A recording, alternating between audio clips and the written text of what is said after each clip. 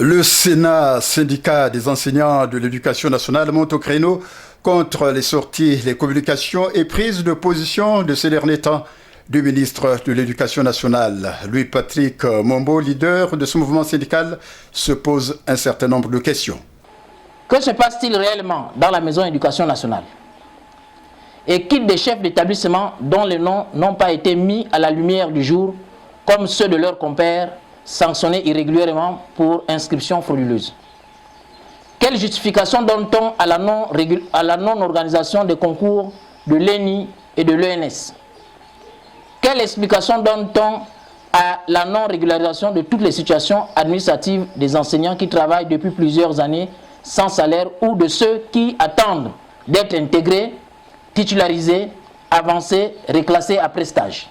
Le Sénat dénonce également les promesses non tenues de la tutelle au sujet du paiement des vacations du bac session 2019-2020 ainsi que le non-respect des normes de recrutement des enseignants à travers la récente note circulaire adressée aux chefs de circonscription scolaire.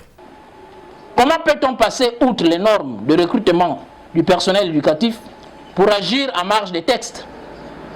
Car dans le cas, par exemple, du recrutement direct, un certain nombre de préalables sont pris en compte. Même s'il s'agissait de l'admission sur titre, l'article 40 de la loi numéro 8/91 du 26 septembre 1991 portant statut général des fonctionnaires dispose: l'admission sur titre scolaire, universitaire ou professionnel ne peut être prononcée que dans le cas où le postulant possède le diplôme ou le niveau de formation requis par les statuts particuliers ou jugés équivalents par l'autorité compétente pour être directement recruté dans le corps visé, lorsque cette possibilité est expressément prévue par les statuts particuliers. Or, dans le cas d'espèce, il n'en est rien. S'agissant de la rentrée scolaire 2020-2021, le syndicat des enseignants de l'éducation nationale reste dubitatif suite à la persistance de la pandémie du Covid-19. Pour ce qui est de la rentrée scolaire 2020-2021, comment le gouvernement entend-il l'organiser au moment où la pandémie à coronavirus sévit encore?